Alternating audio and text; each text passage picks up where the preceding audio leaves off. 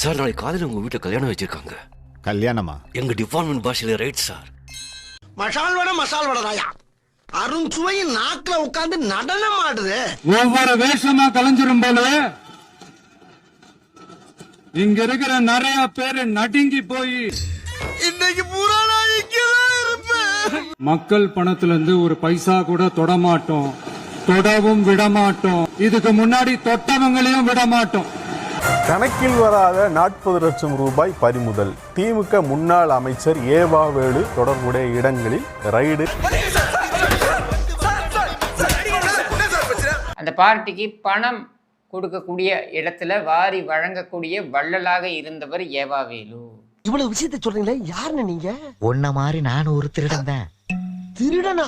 முக்கிய ஆவணங்கள், ஆதாரங்கள், வழக்கில் தொடர்புடைய ஆவணங்கள் பறிமுதல் செய்யப்பட்டிருப்பதாகவும் லஞ்ச ஒழிப்புத்துறை தெரிவித்திருக்கிறது. புடிச்சு ஜெயில போடுங்க சரவண. டார்கெட் பண்றாங்களா சார்? அதான் நான் சொல்லிட்டேன், அவங்களுடைய அதிகாரத்தினுடைய உச்சன்னு சொல்றேன்னு. டிப்ரேஷன். அதில் சோதனையில் கணக்கில் காட்டப்படாத 40 லட்சம் ரூபாய் ரொக்கம் பறிமுதல் செய்யப்பட்டிருப்பதாக தெரிவிக்கப்பட்டிருக்கிறது. படுவாவிங்க எல்லாருமா சேர்ந்து உங்களை இந்த நிலைமை கொண்டு வந்து விட்டாங்களே. ஏவாவேலு பார்த்தீங்கன்னாக்கா கருணாநிதி சமாதியில பஜனை பாடியே அவர் பெரிய ஆளானார் அப்படின்னு சொல்லலாம். ஃபிளாஷ்பேக்.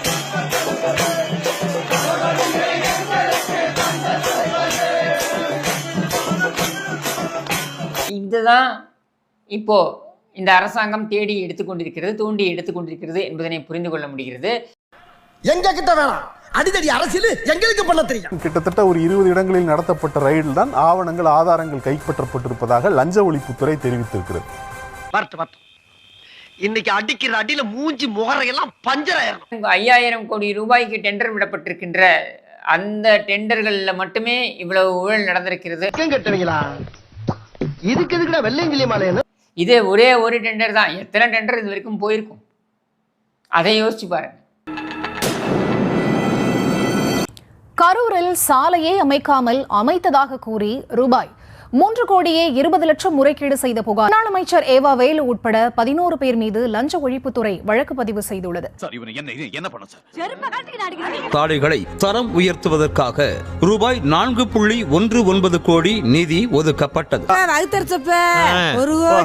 ஆனால் 2022 மார்ச் வரை எந்த பணிகளும் செய்யப்படாத நிலையில் சங்கர் ஆனந்த் இன்ஃப்ரா நிறுவனத்திற்கு ரூபாய் 3.20 கோடி பணம் கொடுக்கப்பட்டுவிட்டது. சொல்லவான்னா எல்லாத்தையும் சொல்லிட்டியே. சாலை அமைக்கப்படாமலேயே ரூபாய் 3.20 கோடி செலுத்தப்பட்டுள்ளது என சமர்ப்பித்த அறிக்கையின் அடிப்படையில் இந்த முறைகேடு நடைபெற்றதாக கூறப்பட்டது. இந்த சர்ஃபராஜ் கேக்குறேன், மாமூல் கட்ட முடியுமா முடியாதா? அதன் அடிப்படையில் சென்னை ஆழ்வார்பேட்டையில் உள்ள முன்னாள் அமைச்சர் ஏவாவேலுவின் வீடு, அவருடைய அலுவலகம் உட்பட 13 இடங்களில் லஞ்ச ஒழிப்புத் துறையினர் சோதனையில் இறங்கினர். செந்தில் பாலாஜியுடைய வலதுகரம் என்று பார்க்கக்கூடிய நபர்கள்ல முக்கியமான நபர் சங்கர். ஒப்பந்ததாரர் சங்கர் ஆனந்த் இன்ஃப்ரா நிறுவனத்திற்கு ரூபாய் 3.20 கோடி பணம் கொடுக்கப்பட்டுவிட்டது. இந்த சங்கர் மீது ஏன் ரைடு பாய்கிறது அப்படின்னா, ஏவாவேலு முடிச்சிட்டு சங்கருக்கு வரேன். ஜனநாயகத்தில் ஒரு சட்டமன்ற உறுப்பினர் சட்டமன்றத்தில் ஜனநாயக ரீதியாக கேள்வி கேட்பதற்கு எங்களுக்கு உரிமை உண்டு. நான் செவனேந்தாளா போய்க்கிருந்தேன்.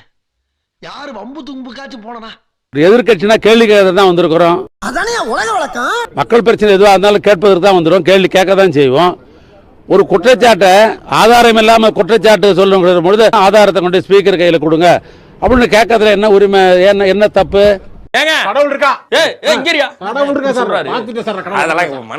அதுல நான் ஒரு மூத்த உறுப்பினர், 1984 சட்டமன்றத்துக்குள்ள நுழைஞ்சவன் நான்.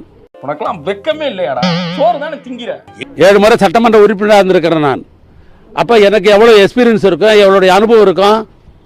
முதலமைச்சர் என்ன மாதிரி மக்கள் தொண்டு செய்துட்டு முதலமைச்சரா வந்திருக்கிறாரு. நீங்க சும்மா இருங்க, நீங்க பேசுறதே இரிட்டேட்டிங்கா இருக்கு. மொழிப்போருக்காக நான் சிறை போனவன், மொழிப்போருக்காக சிறை போனவன், மக்களுக்காக பல்வேறு போராட்டம் நடத்திருக்கிறேன். மொழி என்ற உணர்வோடும் திராவிடன் என்ற உணர்வோடும் பள்ளி பருவத்தில் இருந்து கல்லூரி பருவத்தில் இருந்து நாங்கள்லாம் அப்படிதான் வாழ்ந்து கொண்டிருக்கிறோம். என்ன என்ன எழவி அது? ஒரு புதுசாக ஒரு பதவிக்கு வந்திருக்காரதுக்காக நாங்கள் எடுத்து கேட்டுறதுக்காக இப்படி ஒரு தான் சொன்னேன் அதிகாரத்துடைய உச்சம் இன்னைக்கு என் வீட்டுக்கு ரைடு வந்திருக்கிறது. ஐயோ, எந்த ட்ரெண்ட்ல பேசினாலும் எந்த ரூட்ல போனாலும் விடவே மாட்டேங்கிறானே, நான் என்ன பண்ணு? இதெல்லாம் என்னன்னு சொன்னால் இதெல்லாம் செஞ்சாக்கா நாங்களாம் பயந்துருவோம் அப்படின்றதெல்லாம் இல்லை. அவனை மாட்டாடா என் பம்பர கட்ட மண்டையா. இதுக்கெல்லாம் நாங்கள் பயப்பட மாட்டோம். இன்றைக்கி ரைடு பண்ணலாம், வழக்கு தொடரலாம், நீதிமன்றம் ஒன்று இருக்கிறது. நம்ம கடைசியாக நமக்கு இருக்கிற ஒரே நம்பிக்கை நீதிமன்றம் தான். ஐயோ, இவன் என்ன ஜென்மம், சரியான சாக்கடையா இருப்பான் போல் இருக்கே. எனவே நீதிமன்றத்தில் நாங்கள் நிரபராதி என்பதை நான் கட்டாயம் பொறுப்பண்ணுவேன். நான் அந்த மாதிரி எல்லாம் இருக்கிற சான்ஸ் இல்லையே. எனக்கு மடியில் கனம் இருந்தால்தான் வழியில் பயம் என்ற ஒரு பழமொழி உண்டு. என்னை பொறுத்தளவுக்கு நான் பயப்பட வேண்டிய அவசியம் இல்லை. பயப்படாதீங்க, பயந்தா பயமா இருக்கும், பயப்படலாம் பயமா இருக்காது. என்னப்பா ஏதோ பேசுறியப்பா, இப்போதான் ரொம்ப பயமா இருக்கு. நான் பரிசுத்தமானவன், எந்த தவறும் செய்யாதவன். இவங்க திரும்ப திரும்ப வந்து இவங்க சொல்கிறதாலே ஒரு பொய்யை பலமுறை சொல்வதாலே அது உண்மையாகிட முடியும். உழுகாதப்பா, புரட்டிடுவானுங்க. ஏன்னா நீ ஓடிடுவ, நான் தாட்டா மாட்டுவேன். எங்களுடைய இயக்கத்துடைய தலைவர் மிசாவிலே ஓராண்டு காலம் இருந்தார்கள், உங்களுக்கெல்லாம் தெரியும். சாரி, எனக்கு தெரியாது. தமிழ்நாட்டில் மக்கள் விரும்புகிற ஒரு அற்புதமான அரசை திராவிட மாடல் என்ற அடிப்படையில் கூச்சமே இல்லை, ஒரு அரசை நடத்தி காட்டியிருக்கிறார்கள். அதனால் எங்களுக்கு வந்து எந்த பயமும் இல்லை.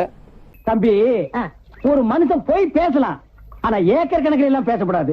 இந்த 40 லட்சம்ன்றதே அது வடிகட்டிய முழுக்க அது தவறான ஒரு பொய். அது இதெல்லாம் நம்புற மாதிரியாங்க இருக்குது. அதனால் இந்த கம்ப்யூட்டரில் ஏதோ இருக்கிறதை போல் இதை நாங்கள் சீஸ் பண்ணுவோம்னா தாராளமாக சீஸ் பண்ணி எடுத்துன்னு போங்க. யாரெல்லாம் மண்டே கல்வி கொள்ளையடிச்ச சம்பாதிச்ச சொத்தோ என்னமோ. கரூரில் வந்து ஒரு சாலை போடப்பட்டது, அதற்காக ஏற்கனவே பில்லு போடப்பட்டிருக்கிறது. அதனால் அங்கே ஒரு தவறு நடந்திருக்கிறது.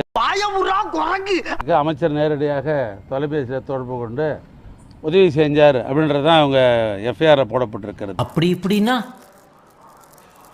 நீங்க ஃப்ராடா பாய்? அலுவலகத்தில் ஒரு டெண்டர் நடத்தணுன்னாக்கா அங்கே இருக்கிற கோட்ட பொறியாளர் அவர்கள் தான் டெண்டர் நடத்துவாங்க. இதற்கு இது பதில் இல்லையே. இல்லை, அதுக்குரிய ஆவணங்கள்லாம் அங்கே தான் இருக்க மொழி. அந்த டெண்டர் நடத்திய அலுவலகத்தில் தான் அந்த ஆவணம் இருக்க மொழிய அமைச்சர் இல்லத்திலேயோ அமைச்சர் அலுவலகத்திலேயோ அந்த நடைமுறையில் அப்படி கிடையாது. அதெல்லாம் இல்லைங்க, இல்ல. அதனால் இவர் புதுசாக ஒரு பதவிக்கு வந்திருக்காரதுக்காக நாங்கள் எடுத்து கேட்டுறதுக்காக இப்படி ஒரு தான் சொன்னேன் அதிகாரத்துடைய உச்சம் இன்னைக்கு என் வீட்டுக்கு ரைடு வந்திருக்கிறது. நீங்க ஏதோ சொன்னீங்க, ஆனா என் காதுல இது ராங்கா விழுந்தது. ஆனா இது புதுசா இருக்குனே, புதுசா இருக்கு.